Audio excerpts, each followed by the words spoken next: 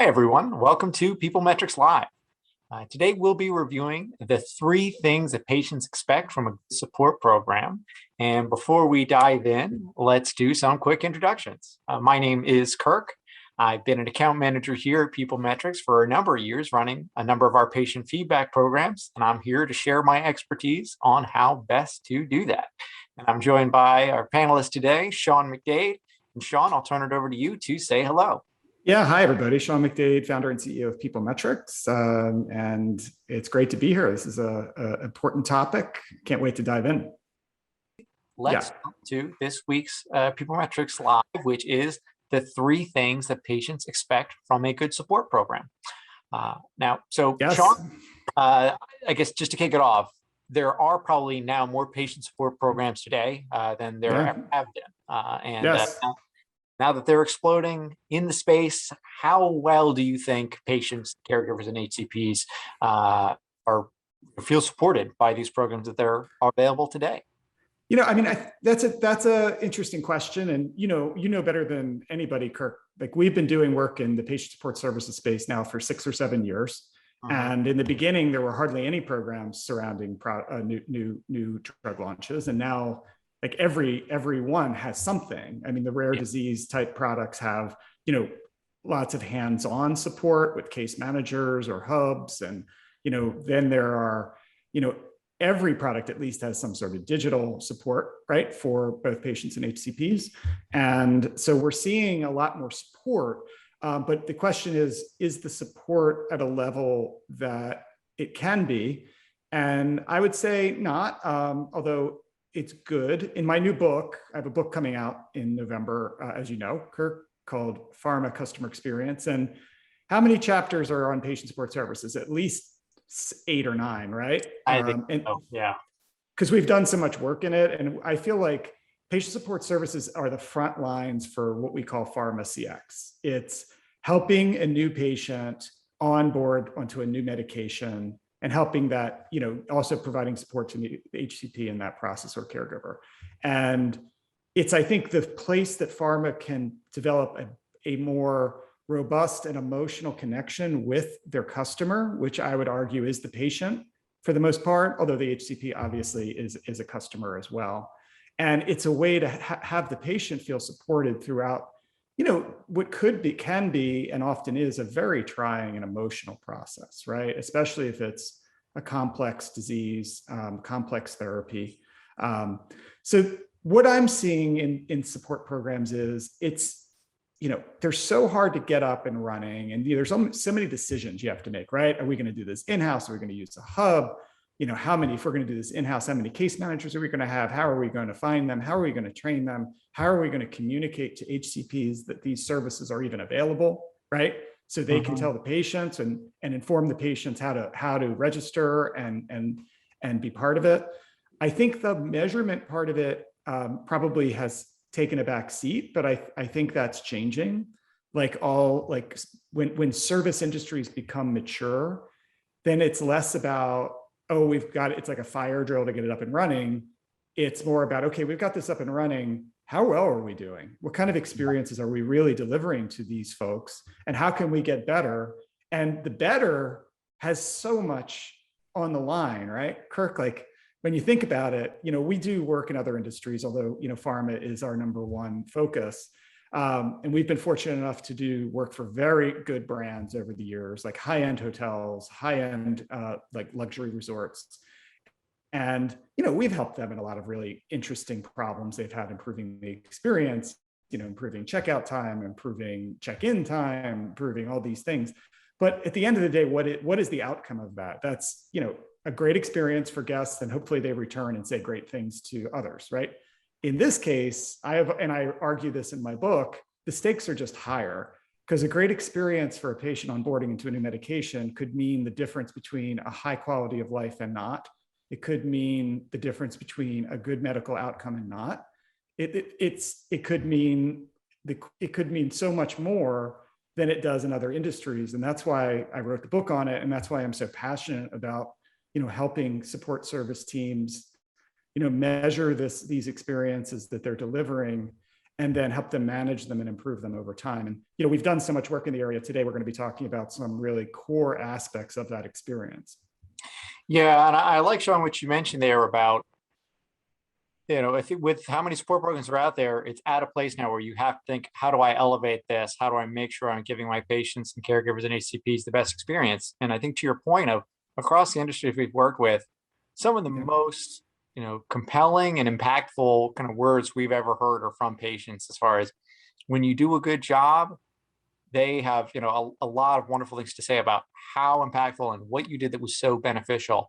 And then when they have a very poor experience with the support program, you can tell, how important this is and, what kind of cascading effect that had, sort of their inability to make good answers at this moment. I mean, we'll share some data, I think, in the next PeopleMetrics Live around this model that we've developed around like what does a great experience mean in terms of onboarding. But it means a lot. Let's put it, just a teaser, it means a lot. But there's these basic fundamental building blocks that we went over last time, but now we're going to get into some questions you can ask on each one of them that I think, I know needs to be fulfilled, these needs, in order for patients to be feeling like they had a great experience and on board onto a new medication. So let's get to it. Yeah, we'll go ahead and pull it up. And I think that's some great background you just mentioned as well, Sean, is that, there is this framework that we discussed in our last session of kind of these, the patient needs. And today we're going to be focusing on the core elements of those and how you get to an understanding of how well you're performing. Right. And yeah, just for everybody to recall, in case they didn't see the last one, this model is based on Maslow's hierarchy of human needs, right? And he developed this a while ago, but it still makes a lot of sense. And the way this model works is the lower level needs at the bottom of the triangle are ones that need to be satisfied before a need above it becomes relevant. So as a person, if you don't have food and water, you're not really as worried about things like friendship and confidence and self-esteem and respect. You're worried about a home and water. Right. So that's a physiological need is the first need. After that, then it's you want to feel safe, and then you want to have family, and then you have self-esteem, and then you get into things like, reaching your potential and, morality and creativity and making sure your time is well spent solving important problems. But none of that matters if you don't have a home. So that's kind of the same model that we found when we looked at all the data for patient support programs that we've been able to really work on the last 7 years. And we find that patients have a similar kind of need structure. Of course, they're not called these same things, but it's sort of a similar type of idea. And we went through this last time, so I won't go through this a lot, but the financial security is always the first one. That's the breathing part of this model. Breathing and home compared to Maslow. Can they afford this? Do they know how they're going to pay for this? The next level is, can I get access to it? Do I know where to find it? And then the third level is, do I know how to administer it? This becomes especially important for rare disease. Then it's, do I have a support system that I feel has my best interests in heart and can answer my questions? And then finally, it's, I feel confident and prepared to begin my treatment. The top two levels of the model we're going to go through next time. Today we're going to go through what we call the core needs, and that's financial security, logistical support, and medication administration. Now, Kirk, you've worked hands-on on a lot of these programs, and how do these needs, just based on your experience, how do these resonate with you? And as you've been looking at the data, you've managed a lot of these accounts. I think these are the make or break items. And I think that probably shouldn't be a surprise to anyone who's on the call today, but it's certainly, as you look at this pyramid, of course, there are these two levels above that are very important. However, if patients never talk about those two things first, it's always you satisfy these three, and now I'm worried about kind of this top level fulfillment. But if you miss out on these bottom three, this is basic delivery. And the fact is, with patients and caregivers and HCPs, this kind of basic delivery is a hurdle. This is, of course, what patient support programs are there to help guide patients through. And so you need to make sure that these fundamentals are there. However, kind of understanding how well are we delivering on this from their perspective, from a patient's perspective, that's, I think, what can be difficult to really kind of get a handle on, and what hopefully kind of this framework and these questions that we've built help you get to that understanding. You know what, Kirk, and maybe it's worth taking a step back. For any great service organization or group, continuous measurement of the customer experience has to be there, right? Like, there's no great hospitality company that isn't measuring the customer experience every time. And, I strongly advise pharma, if you're not doing this now with your patient support program, no matter how it's delivered, all of these needs need to be fulfilled, even if it's all a digital experience, that the measurement of how that experience is going should be a core part of your program, and being able to react and change poor experiences that your patients and HCPs, your customers, are having on the fly makes their chances of onboarding and future patients onboarding much, much higher.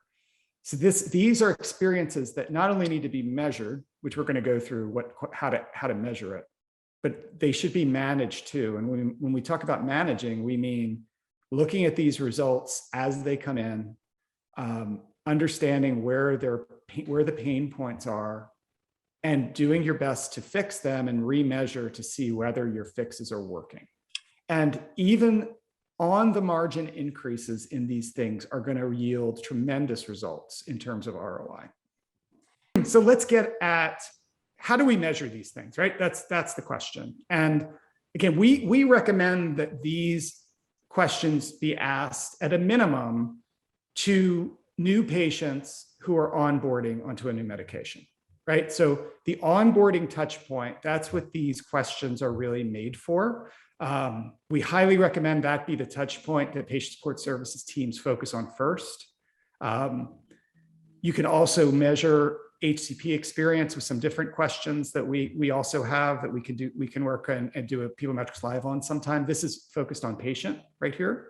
And that it's just something we recommend. And we also recommend measuring the patient experience after 6 months and after 12 months, and then annually, everybody annually, to get an understanding of what their experience has been. So why don't we get right to what financial security means and how do you measure that? So there's really two questions around, can I afford this, or I can afford this? One is, I've received the insurance or financial assistance information that I need to begin treatment. So these are all on agreement scales, where 1 is strongly disagree and 5 is strongly agree. So this is an agreement scale. So if this was something they agreed with, they would answer a 5 on this. Okay, and that's the core question in financial security. If you have case managers, and rare disease therapies often do, this is a really important question to add, and that is, my case manager clearly explained my financial assistance program options, copay assistance, insurance benefits, and other things. We found that the case manager makes a huge difference in the overall experience of the patient and andHCP in rare disease therapies. So it's important to understand that. All right. So that's financial security. So now, after you're confident that your patients are secure financially, they feel good about being able to afford this, they've either figured it out themselves or they have a case manager who's helped them. The next stage is logistical support. So logistical support all just means I know how to get my medication and I can get it quickly. So the first question is, it's easy to find a physical treatment location, if that's what it is, that if it's a physical treatment type therapy. Easy to find it is huge. And then the time it took to receive the medication after initial prescription was reasonable. So you may say that, well, some of these things are out of our control, et cetera. However, that's true. in terms of patient support, in terms of potentially how long it took to receive, et cetera. But it's something you need to be aware of, and it's a need that that needs to be fulfilled one way or the other. And it would be important to understand if that's not happening. You certainly can make it easy to find a physical treatment location. There's lots of ways to do that. And in fact, I have some great ideas in my book that I'm finishing up now on how to make it easier to do that.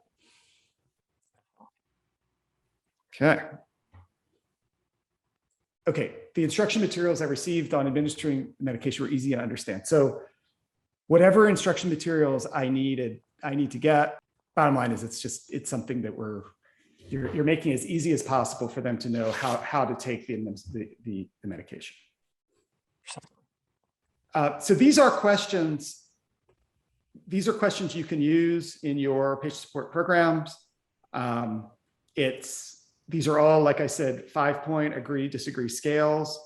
We have benchmarks on all of these questions, meaning we have ranges that we see pharma companies falling into on each one of them. And we're happy to talk to you about kind of what would be a good score on these relative to some of your peers.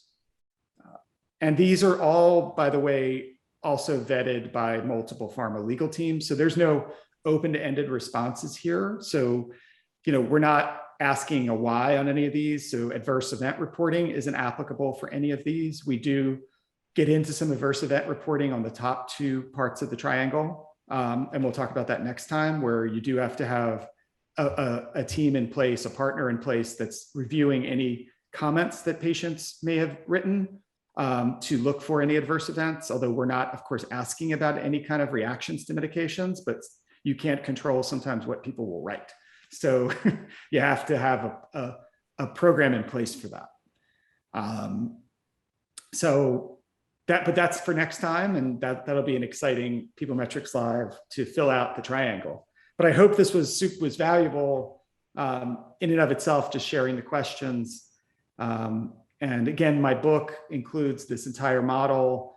It includes some benchmark ranges. I think we included that in the book. And anybody who's interested in that, just give us a shout, and we'll be sure to get you on the list for when it comes out in November.